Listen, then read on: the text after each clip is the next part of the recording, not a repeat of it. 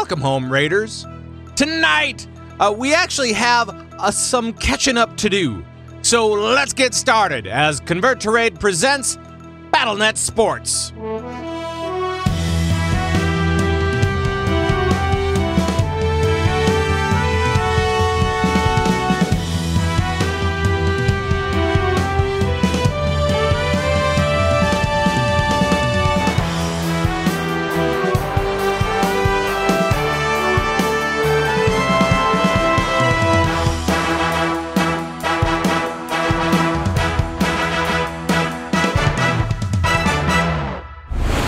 Welcome to BattleNet Sports, everybody. My name is Pat Crane. I'm your host, and this week we do have some catching up to do because of the American holiday known as July 4th.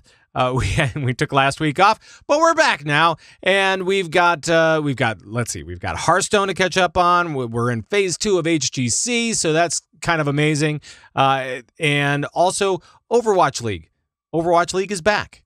You thought it was over with, but no, it's back. For the grand finals. We're already seeing the playoffs for the grand finals there. And so much more, including AWC, StarCraft, blah, blah, blah, all this kind of stuff.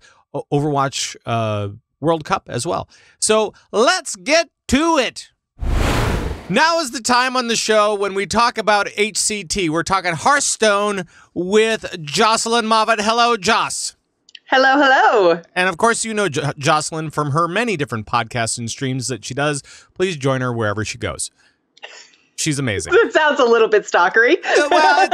Okay. Maybe not wherever I go. Online, wherever you can find her content, please go and enjoy that. All right.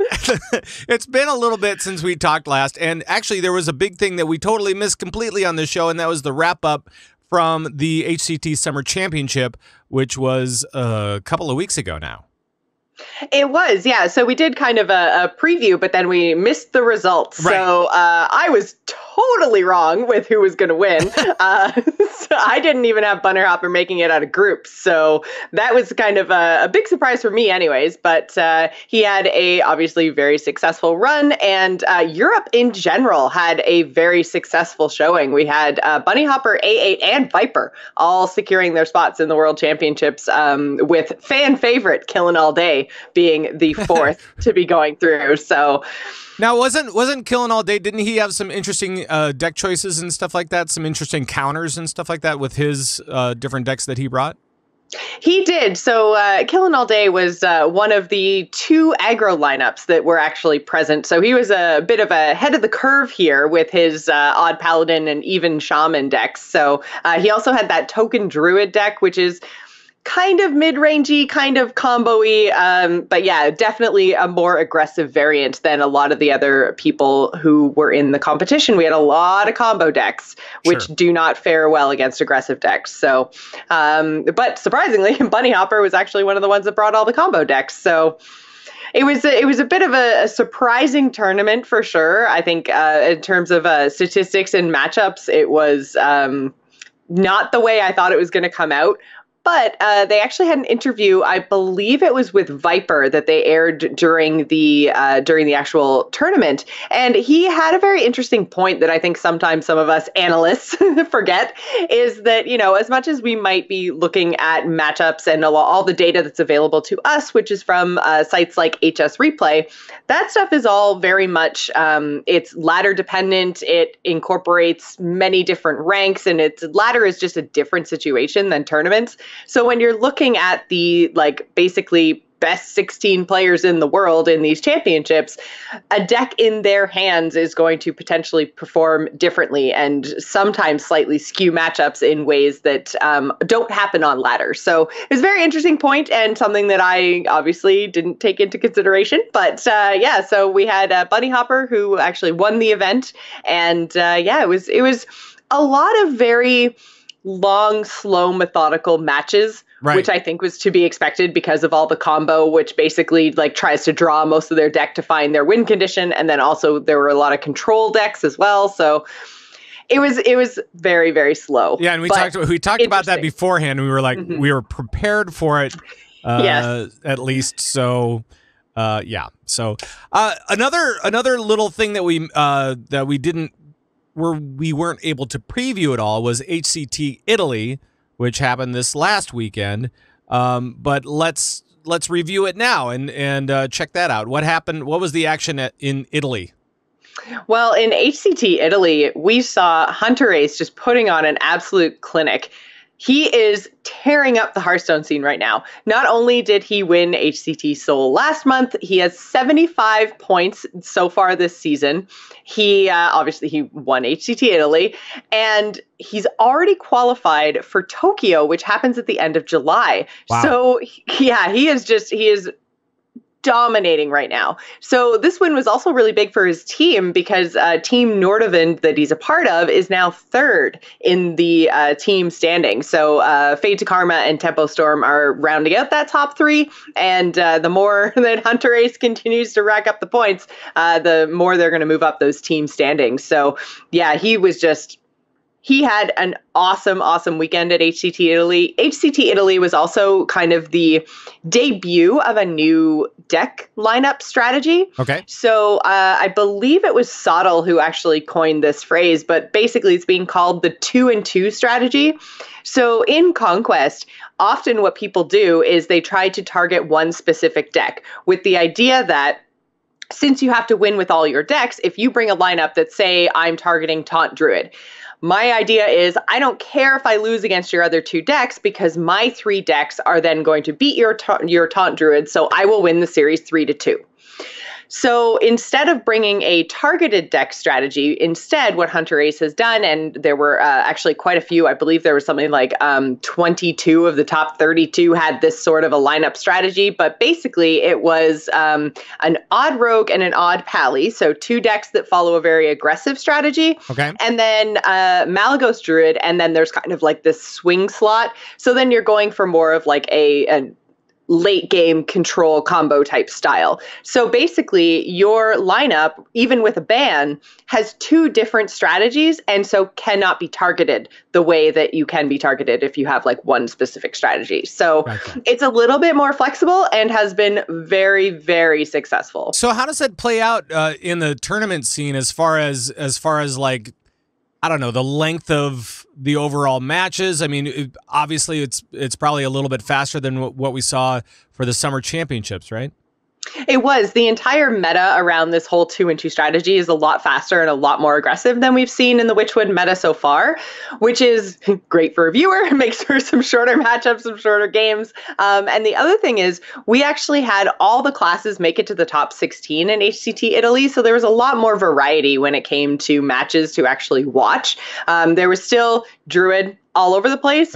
But in HCT Italy, we actually had, depending on how you actually split up the deck list, either 6 or 8 different variants of what a Druid deck could look like. So we had a Spiteful strategy, a Mill strategy, a Malagos strategy, Token and Taunt, which we've seen a lot of. Like, it was just, the diversity is pretty intense right now. So that makes it interesting for viewers, but maybe not as great for the pros, right? Because then the more diverse the meta gets, and this is the same as true for ladder, the more diverse the meta gets, then the more difficult it becomes to prepare and learn all your matchups. Right. If you only have to worry about like maybe 5 or 6 decks and then those being mixed up into different lineups, you can know your matchups a lot easier than if you're dealing with potentially like 20 different powerful decks. Those are a lot of matchups to know. But I kind of like that because, I mean, as a viewer and as a casual player, I feel like if anything's viable, then everything's viable. You know what I mean? Yes. So it's almost like you can bring any deck and win as long as there's some kind of thought behind it. And so, I mean, it's kind of from a casual player standpoint. I mean, that's pretty awesome as well. Yeah, it's more the professional players who are very much trying to make their living at this that don't necessarily love this super diverse meta. I can't care too much about that. They're making money off of this thing, and I'm spending money on packs. Well, not really. I'm spending like I'm trying to play for free, so I'm doing everything I can to buy packs, but I have to win them first. All right. So this weekend we also have HCT Oakland. And Yes. it's a little early on to tell exactly what's going to be happening with the meta, but do you expect that we'll see a lot more of this stuff that we saw from HCT Italy, or is it going to be different, or what do you think?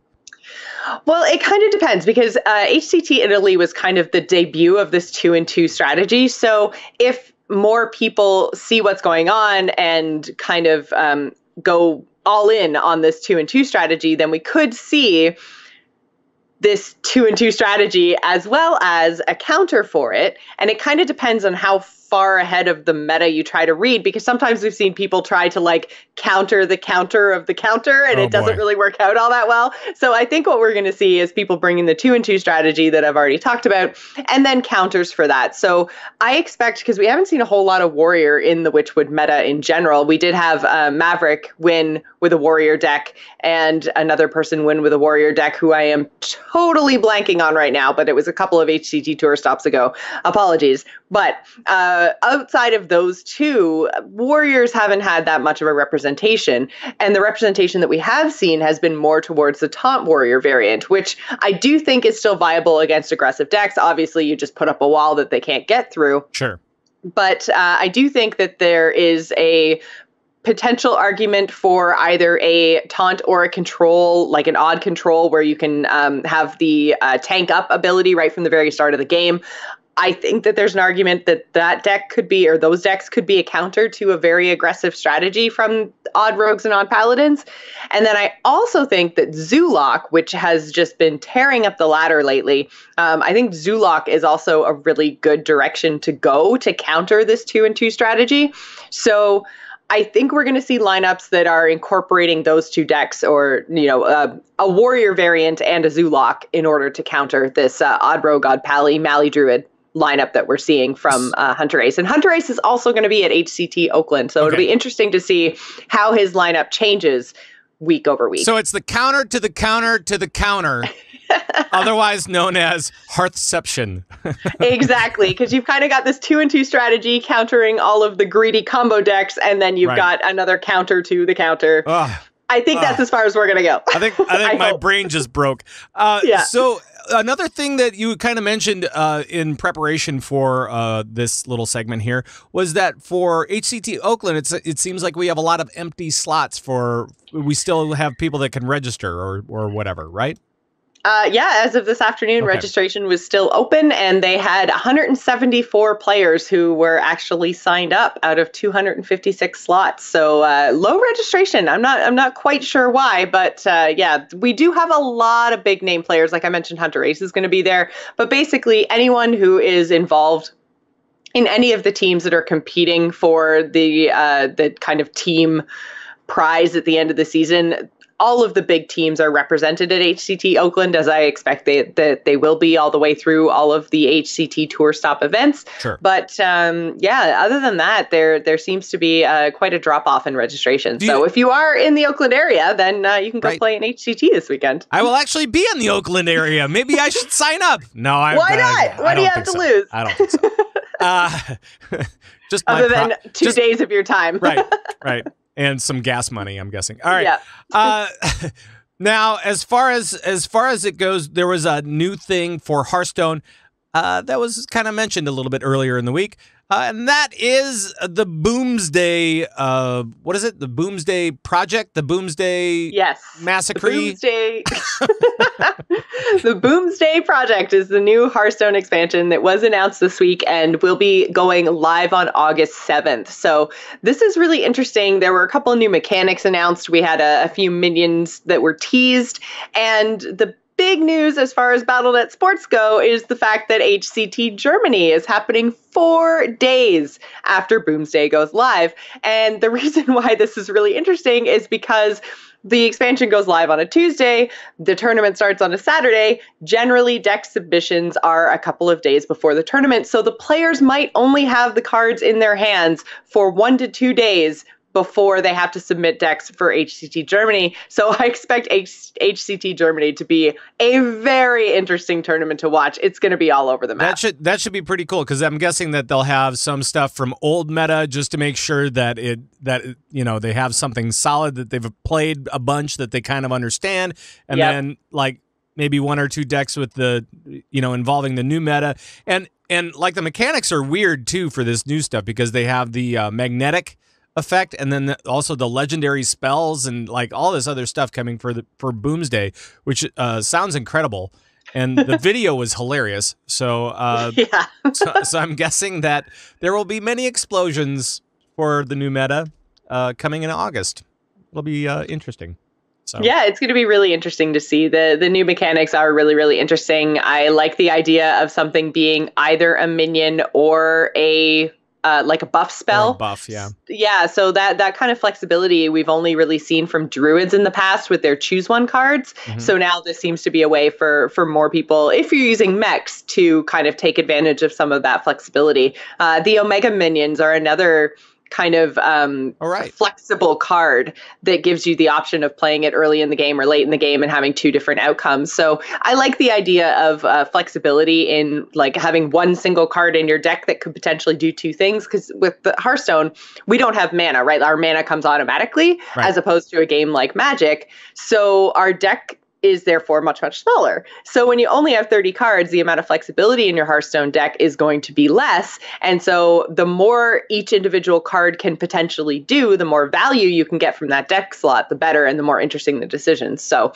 I think Boomsday is going to be really interesting, and HCT Germany in particular is going to be absolutely crazy. I want to pick your brain for just 1 second because they showed they showed one of these legendary spells was for Rogue, and it was basically pick all the rest of your deck up.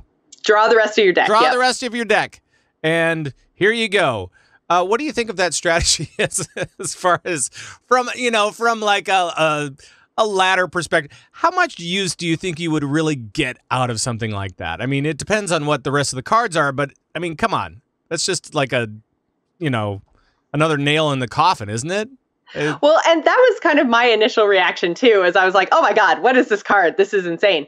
But if you actually think about it, it's kind of an interesting card design because it says draw the rest of your deck, not draw a specific amount of cards, which means the usefulness of the card is going to change over the course of the game. If you draw that on turn 5, you're not going to play it on turn 5. That's crazy because you're literally going to burn like half your deck, if not more. So it's not the kind of card that you play at the beginning of the game, but could be the kind of card that you play when your hand is empty and you're looking for that last like 10 points of damage. It's not out of the realm of possibility for rogues to deal that kind of damage from hand with things like Eviscerate, with things like Cold Blood. So I feel like it could be almost like a win condition for Rogue potentially, that if you play it near the end of your deck, which especially the Miracle Rogue variant often gets to only having 10 or less cards left very, very early on in a match because they're constantly cycling through their deck. So I actually think that this card could have some use in a Miracle Rogue deck, and I don't think it's all that crazy. I think it's going to be a way for rogues to finish out the game. All right. Well, as always, your analysis is impeccable. And I want to thank you so much for joining me today. And you're off next week. I am. You're off of the internet. I'm vacationing. I'm so excited. That'll be awesome. Yeah. But thank you so much for being here. And we will see you next time you're on in a couple of weeks. All right. Thanks so much for having me, Pat. So I wanted to talk about Overwatch League, but I was like, oh, didn't we have a finals already for Overwatch League? No, that's not really the case. I mean, yes, we had Stage 4 finals, but we still don't know who won the season at all. So, of course, Thyst is here. Hello, Thyst. Hello. And you know Thyst from Lagging Balls and of course, Battle.net News and her streaming and all that kind of stuff. So lots of stuff. Right. And we've been talking all season long about Overwatch League, and now it's time to talk about Overwatch League some more because there's more Overwatch League to talk about. Oh, man, is there ever? There's just so much. Right. Which is good, but. It's awesome. I love talking about Overwatch League. So we have the playoffs right now. Yes. Right? How are the playoffs working? Okay. So it's the inaugural season playoffs. Yeah. And that starts like in an hour from now, like recording time. So that's July 11th. And so 6 teams have qualified for the playoffs. And so the 2 teams with the regular season record in each division received a first round bye, so they just got in because they had the highest points, and that's of course NYXL and the Los Angeles Valiant. Yeah. The next 4 teams are Boston, Gladiators, Spitfire, and Fusion.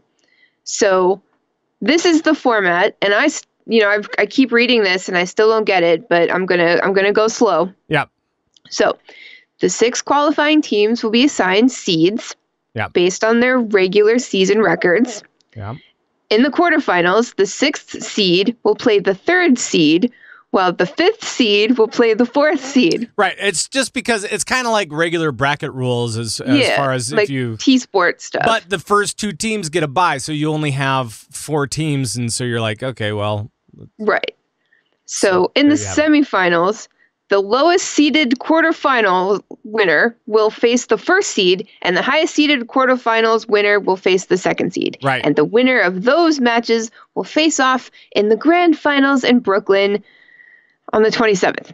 Yes. Yes. So that's what we're looking at right now. So the map order for the playoffs is Escort, Control, Hybrid, Assault, Escort again, and another Control if a tiebreaker is needed.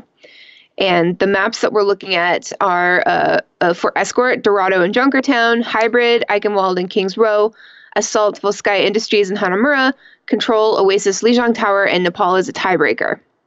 I love Lijiang Tower. Oh, me too. I just really like that one. I do too. Yeah. So now, as far as the meta goes, where do we sit at with what they are playing? Do you know?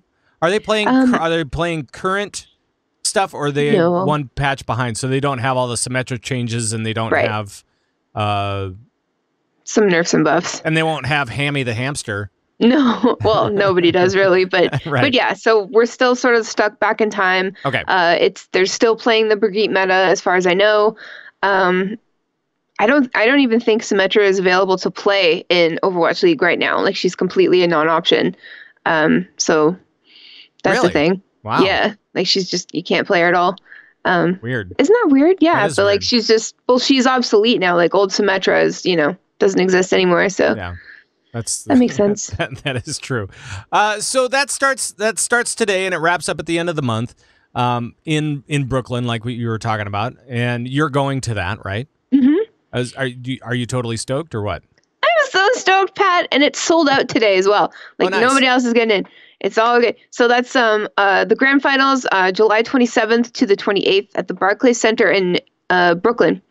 And before that, actually, NYXL is putting on this cool, like, after party in Times Square. And there's going to be lots of, like, there's going to be, like, video games and, like, a cool panel with some really interesting, like, community people. And, they're unveiling the new merch and everything, too. So that's going to be fun. So it's, like, going to be, like, a really sweet, like, 3 days of, like, awesome Overwatch It's going to be a party, eSport. Man. Yes, it will. Yeah. It will. Also, just as a note, I know that they're doing starting with the playoffs, there is going to be a new change as far as where you can find all of your Overwatch League needs. And that is a deal was signed recently with Disney, essentially. So it's Disney XD, ABC, and ESPN, etc. Yes. And down the line to ESPN Ocho, I'm sure. Yeah. The Ocho. That's right. And so now they actually have a broadcast deal going with those different companies. We've kind of seen this before where we see esports on ESPN. That's not really a new thing. And also we've seen replays on Disney XD for those guys that watch that. I think you have. I may have watched that a few times. Sure. But the interesting thing is that they're also planning on doing ABC coverage as well. Yeah.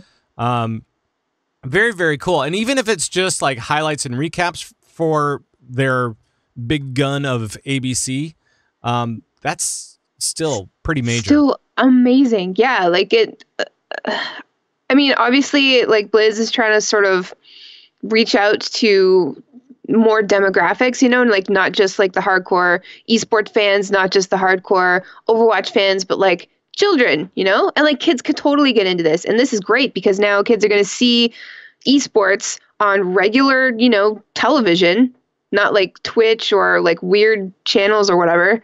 And they're going to say, hey, I want to do that when I grow up, and that's sort of like tapping into what like the culture in Korea has been for the last decade, Right. So now people are going to be like actually, and like their parents are going to see these like super successful, amazing esport athletes on television, on ABC. And they're going to say like, wow, maybe my kid, could be an esport player. Like maybe that's a viable option for his future and maybe, help their kid along the way and like just work to really eliminate traditional sports. Wow. You just have it against traditional sports, don't you? I mean, you realize that the World Cup is going on for soccer right now, and the World Cup doesn't start until what? August 17th? Oh, you mean soccer? I was talking about the soccer. Overwatch World Cup. The more important one. Well, let's go over to Overwatch World Cup now that we're actually one more thing about Overwatch League All Stars. All Stars. Yes. Those are set for it's August 25th and 26th. And the roster is now filled out, and tickets are available for sale right now as we speak. Yes. So that's pretty cool. Like actually, the starting roster was chosen by fans, so that was pretty cool. And they were announced in June. But then the league added 12 reserve players to each team. Right. So what it is, it's like a series of custom games pitting Atlantic and Pacific All-Stars against each other. And then the next day, on Sunday, August 26th, Atlantic and Pacific teams compete in the official All-Star game to determine which division is the best. Right. And there will be a dunk championship. No, there's not going to be. I don't know what's going to happen. I don't know what's going to happen. I don't know what to expect from an All-Star weekend from Overwatch. I don't know. I know it's going to be amazing, though. Right. I'm sure they'll have some fun little, like, Widowmaker trick shots, with Pine or something like that. I don't know. Who knows? Oh, my God. Please, please, please. Well, a couple of the interesting things that I saw, as far as how the roster lines up and stuff like that. Half of the starting roster for the Atlantic Division, NYXL. I don't know if that's not necessarily surprising, but I mean... Terrifying, sure. Yeah. Right. Terrifying. But I mean, but you see some familiar faces like Pine and Sabiobi and let's see, Carpe, Seagull. I mean, these are all, and especially like Gregory and Fleta, who's amazing as well. Just really, really great players. Yeah, it's going to be super amazing to see Gregory like tank for another team besides Shanghai. Like, no offense, Shanghai, but it just, because like we all know that Gregory's got this massive potential, and she was brought into a team that needed a lot of work, but still needs a lot of work. It still does. But the train has sailed. It's fine. We'll see them in season 2. It's fine. But in the meantime, hold on a sec. That train has sailed? Yeah. Nice. Okay. Because trains do that. I do believe that was an Austin Powers quote. If we want to get technical. Okay. But yeah, so it's going to be cool to see her. Like she's with Fleta, she's with Ryoja Hong, she's with Seagull, she's with Fisher, and I can't wait to see like her full potential just like being completely unleashed. Yeah. As a tank. Right. And of course, you go down the list and even to their reserves, and you see these amazing players that are being put into these teams, even as reserves, and you're like, how could you be a reserve? Right. I mean, somebody's got to, I guess, but like Libero, I mean, wasn't he like? I just find that like maybe I'm just gravitating towards the NYXL players, I guess. Well, all of these starters were chosen by fans, so it was kind of a popularity contest as well. Sure. Not just a skill contest. Although, holy crap, like what? The Atlantic Division has 2 people who are not on NYXL. 2. Yes. So yeah, I mean it's pretty amazing, and should be a great game. Should be a great weekend. Looking forward to that. Okay, let's move on though to Overwatch World Cup now. All right. Now the group stages start in August. Yes, August 17th. What do we know about how the group stages are going to kind of pan out? Because it's not like we're going to 4 different places, right? Yeah. Where are we going? We are. We're going to USA. We're going to France, Korea, and Thailand. right. So tickets go on sale now. So what it is basically is like we've got 24 qualified nations now, and they've been divided into 4 groups. And so like in each group there is a region from where they're going to be having these stages. So like there's a group with Korea in it, but it's also got Korea. Where did I put Korea? So it's also got like Russia, Finland, Chinese Taipei, Japan, and Hong Kong. Okay. So basically, they've been divided into these groups, and they're going to duke it out in these countries. And the top 2 countries from each group stage will then advance to the Overwatch World Cup top 8 at BlizzCon. So you can get tickets for the group stages in South Korea, in the US, Thailand, and France while supplies last. And the group stage is traveling to Incheon, Los Angeles, Bangkok, and Paris, to be exact. Right. So that should be good. And it starts, like I said, August 17th, and then it skips a week, and then it goes into LA, and then Paris, and then Pyeongchang, I think. So it should be a very interesting time, and of course that they all collide together at BlizzCon. Yeah, lots of stuff ending at BlizzCon. Right. As it always does. Yep. It culminates. Yes, in the great BlizzCon. Culmination that is BlizzCon. That's right. All right, let's also talk about WoW Arena, some AWC, because this weekend, right, we have the AWC Summer Finals. Yes. What's happening there? We do. So it is taking place in Katowice, Poland. I learned how to say that today. Katowice. Katowice. In Poland, July 14th to the 15th. And the teams, the qualified teams playing for EU, we've got Method Black, Tempo Storm, Ascendant, and XRB to the Moon. And for NA, we've got the Move, Super Frogs, Method Orange, and the Super Rejects. All right, so which super are you going with as far as like the super teams, Super Frogs or Super Rejects? Which one of those do you think is going to finish better than the other one? I'm going to ask you something very specific and really kind of probably not worth this. No, I don't know. I really don't. I love the Super Frogs, and I always have, and I always will. I like to watch them. They're great. I think they're going to do really well. But honestly, I just have no idea. Right. Because you have to factor in like the NA teams are I think, what did we see last time? We saw that the EU teams were pretty dominant, I think. Yeah. And so I'm going to go with an off pick and just say XRB to the Moon. Oh, okay. Only because I really like their name. I do too. I like all their names, really. It's good.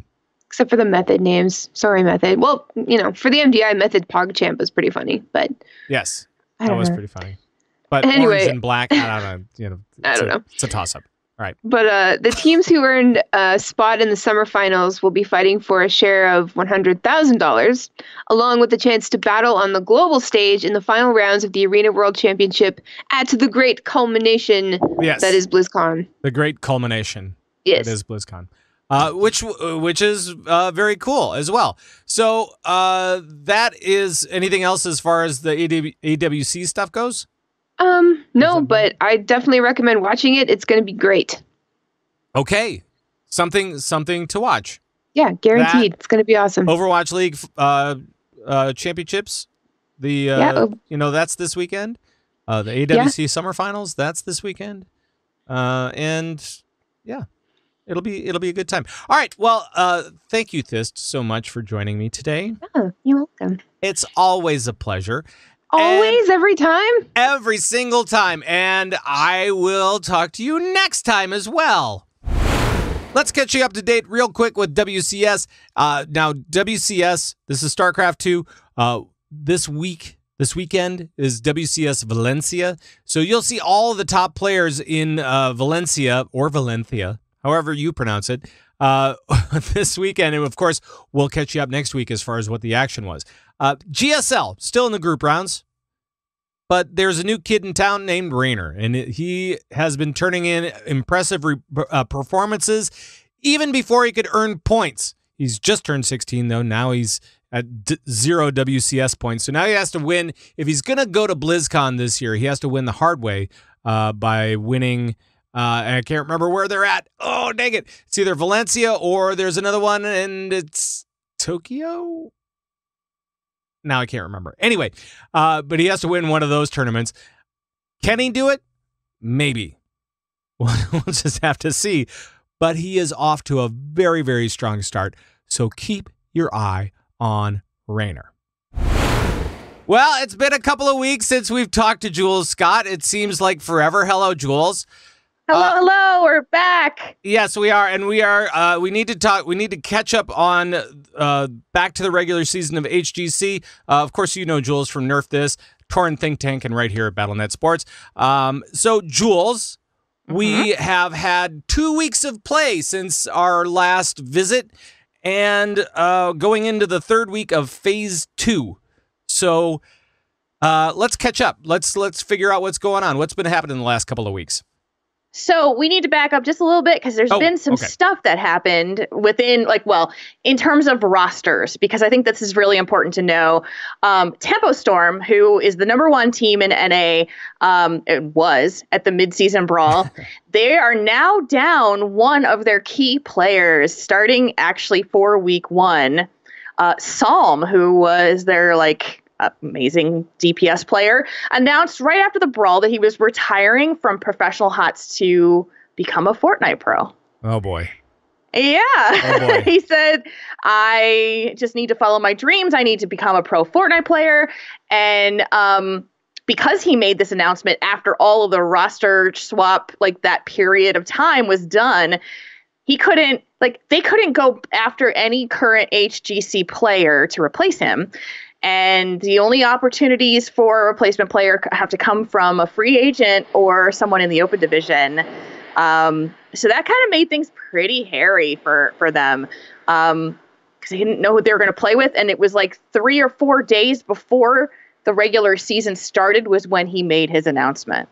There was some rumor that they had somebody from Korea that was going to come over and play, but they didn't adhere to the rules, which is that a Korean player or anybody from outside the U.S. has to be in the U.S. for 6 months before you can play. Okay. And so now they're playing with a player called Vin, who is an open division player. He's been around for a while, and he's a sub, and they haven't announced that he is their full-time replacement at this point. So we still don't know who is the 5th on Tempo Storm. Okay. All right. Okay.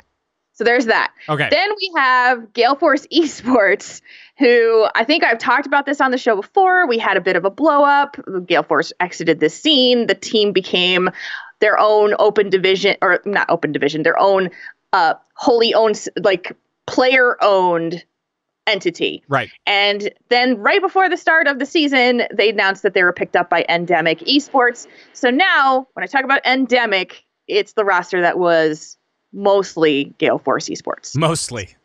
Mostly. Okay. New team name to get used to. Got it. Yes.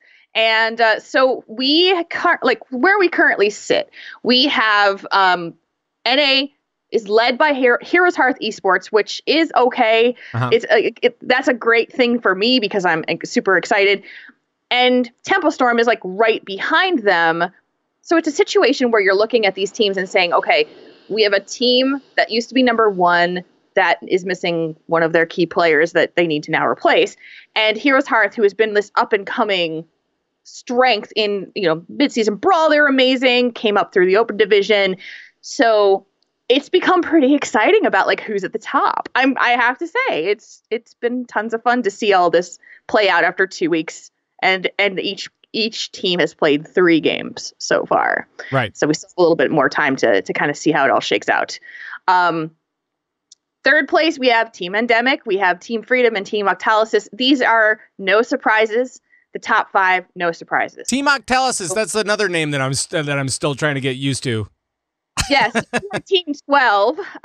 Before that, they had been Team 12 for a while, and they got picked up right before the playoffs, before the midseason brawl, and that was Team Octalysis. So you haven't heard me talk about them a whole lot because we've been playoffs, midseason brawl, and now here. So that's where we're at. Right. Exactly. All right. So that's kind of the standings for NA. And just kind of let's look over at EU and see what's going on there, because it looks like, I mean, it's kind of the same lineup as far as the top 3 or 4 that we're kind of used to. Team Dignitas, Team Liquid, Method, Fnatic. Those are names we're very familiar with over on the EU side as well. So what's nice to see, though, is that it's Team Liquid that's come to second place right next to Team Dignitas, and they have really shown up this year. Like, Liquid was kind of sitting around 4th place, 3rd place, 4th place, and they're starting to really show what they're made of right now. Even though we've talked about this before, it's the 4 big names, the 4 big orgs that seem to be up there. Liquid has not been one of those, like you'd always say, Dignitas and Fnatic, like those were the 2. Right. And now you're looking at Liquid and going, these guys can be contenders, and Fnatic has some question marks with the changes that they made to their roster. So if you, and I have to say, if you want to go back and kind of catch up a little bit, because you still can, I mean, it's not that many games to go back, and you want to really dig into EU and see what they're made of, there's a VOD from Method versus Team Liquid 2 weeks ago on Saturday, June 30th. That game was insane. You got to watch it. It was such a good matchup of really, really talented players. So I got to say, that was probably one of my games of the last 2 weeks. Like, that was really good. Awesome. Yeah. But it seems like it's kind of familiar with a couple of little changes here and there, especially with names. But we're kicking off this next phase pretty well. Let's see, what else do we have in store? What do we have in store for week 3? So these are the matches that I think you should be watching if you are an HGC fan. For the EU, Dignitas takes on Team Liquid on Sunday, which is the 15th. That's going to be a really, really good matchup. So check that one out. On the NA side, on Friday, Team Freedom versus Endemic. And then both games on Sunday are bound to be pretty... Let's say there's going to be some fireworks there. Tempo Storm versus Team Freedom and Endemic versus Team Octalysis. These are very strong teams that are very evenly matched right now, at least in my opinion. So I would check them out and just see where everybody's going to shake out, because these are the teams that are sitting in the top 5. There could be some shakeups if you see some like upset type things happening. And I'll also just give a shout out to, like, if you want to watch a team that's kind of up and coming and really making a name for themselves, and I've talked about them before, LFM eSports, who is currently the NA, the 7th seed, has a new tank, and it's Fury, who has been around the scene for quite some time. He's formerly from Gale Force Esports. He's played with Tempo Storm. He's a very, very good tank, and this team is young. They're a little inexperienced, but they're super aggressive and hungry. And if you want to watch a team to like cheer for the underdog, those are the guys that you want to check out. So LFM Esports, that's my recommendation. All right. And I mean, we are still very young in this phase, so we'll see exactly how all this stuff shakes out. I'm sure that there were some matches that could have gone either way, really, in the last couple of weeks, and so we'll see if that evens out, and see if we, some of the big teams will slip. Maybe not. I don't know. We'll check it out. But thank you very much, Jules, for your insight, and we will talk to you next time. Sounds good. All right. Thanks, guys. Thanks.